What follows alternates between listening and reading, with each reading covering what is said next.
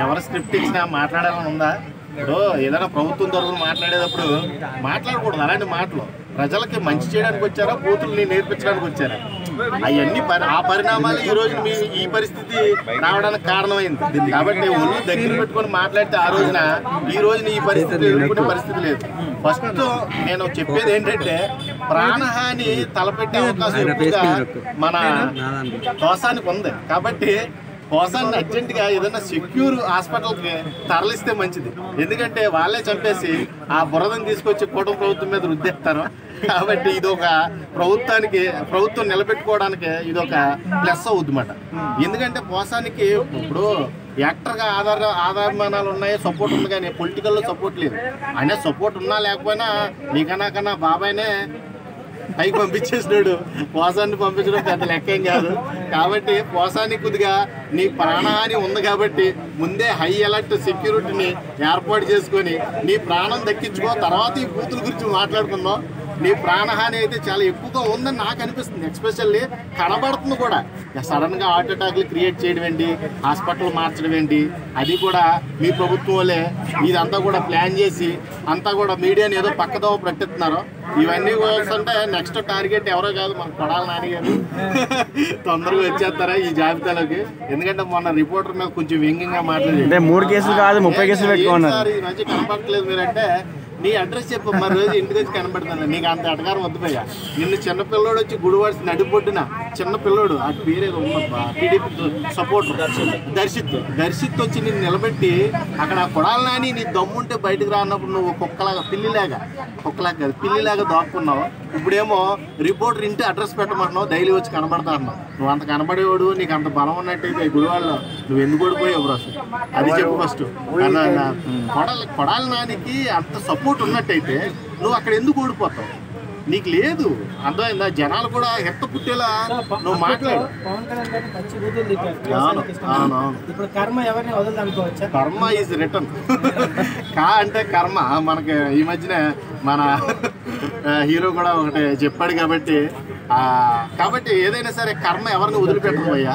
కర్మకి అందరూ కూడా దానికి రుణం తీర్చుకోవాల్సింది.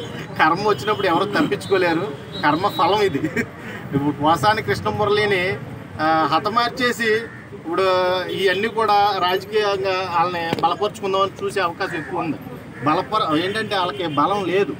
ఇప్పుడు వైఎస్ఆర్సీపీ అనే పార్టీకి ఏపీలో బలం విషయాలను మనం మాట్లాడడం అనేది ఒక మంచి వ్యక్తి పైన మాట్లాడడం అనేది చాలా ఒకసారి బాధాకరం. ఆయన ఇన్ని రోజుల కాలంలో అలాంటి బాధలు ఏమైనా ఉంటే ఆ పార్టీ ఓడిపోయిన తర్వాత ఒకసారి ప్రెస్ మీట్ పెట్టి చెప్పేది ఉండే, చెప్పలేదు. కాబట్టి అది ఆయన మాటలుగానే మనం భావించాల్సి ఉంటుంది.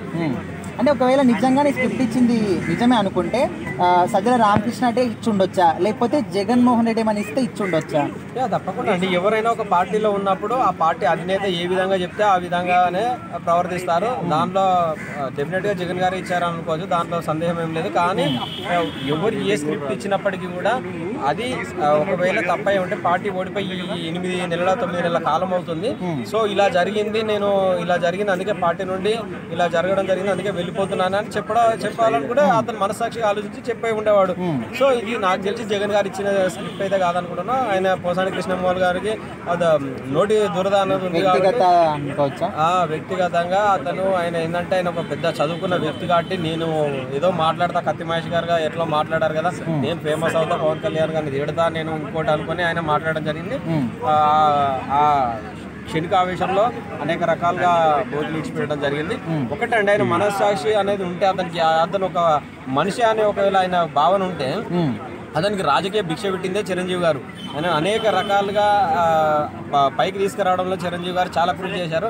అలాంటి వ్యక్తిని వాళ్ళ అమ్మను అవమానించడం అనేది, ఇప్పుడు పవన్ కళ్యాణ్ గారు అమ్మని తిడితే ఒక పవన్ కళ్యాణ్ గారే కాదండి, అందులో చిరంజీవి గారు ఉంటారు, నాగబాబు గారు ఉంటారు, అనేక ఉంటారు. అలాంటి వ్యక్తులను కించపరిచినట్లయితే వాళ్ళు ఒకసారి కాకుండా ఒకసారి మనసాక్షిగా ఆలోచించుకొని ప్రెస్ మీట్ పెట్టి చెప్పాల్సిన సందర్భం ఉండేది.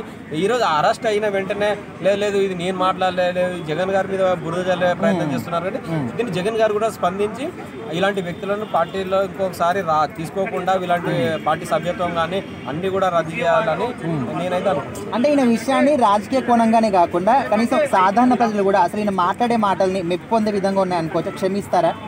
యువకులు కూడా క్షమించారండి. కాకపోతే కొంతమంది ఇప్పుడు కాదు, YSRCP party social media warriors అని చెప్పుకునే వాళ్ళు కూడా చాలా అసభ్యకరంగా శ్రీరెడ్డి కానీ ఇతను కానీ ఇంకా చాలా మంది కూడా అసభ్యకరమైన బూతులు మాట్లాడితేనే అక్కడ ఫేమస్ అవుతారు, జగన్ గారు మెప్పు పొందుతారు అనే విధంగా వ్యవహరిస్తున్నారు. సో అందులో భాగంగానే ఈయన కూడా అట్లా వ్యవహరించడానికి మనం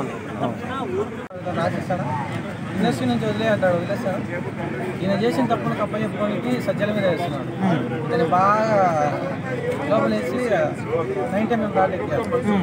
అంటే ఒకవేళ ఈ స్క్రిప్ట్ ఇచ్చింది నిజమే అనుకుంటే నిజంగానే సజ్జల ఇచ్చుండొచ్చా, లేకపోతే పైనుంచి జగన్ చెప్తే ఇచ్చుండొచ్చా అనుకోవచ్చా? సజ్జల ఇచ్చిందే సజ్జలకు రాజకీయాల, జగన్ ఇచ్చింది జగన్ రాజకీయాలు.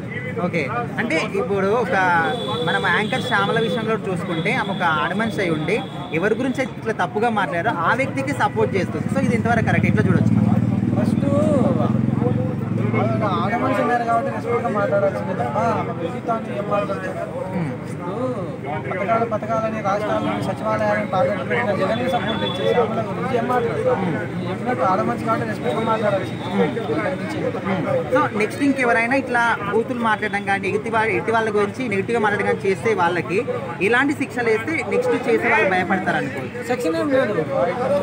సెంట్రల్లో బీజేపీ వచ్చిందంటే దానికి కొంచెం కారణం మన కూటమి అన్నారు కాబట్టి మన ఆంధ్రప్రదేశ్లోనే కాదు, ఎవరైనా వ్యక్తిగతంగా చూసేస్తే వాళ్ళ పైన ఒక సపరేట్ సెక్షన్ తీసుకున్న వాళ్ళ వ్యక్తిగత విమర్శలు సెక్షన్ తీసుకున్న వాళ్ళు ఆ సెక్షన్లో పడే మొట్టమొదటి ఫస్ట్ పనిష్మెంట్ ఈ పోసామి రాజాగారిని కూడా ఓకే రాడనకూడదు కానీ అంటారు.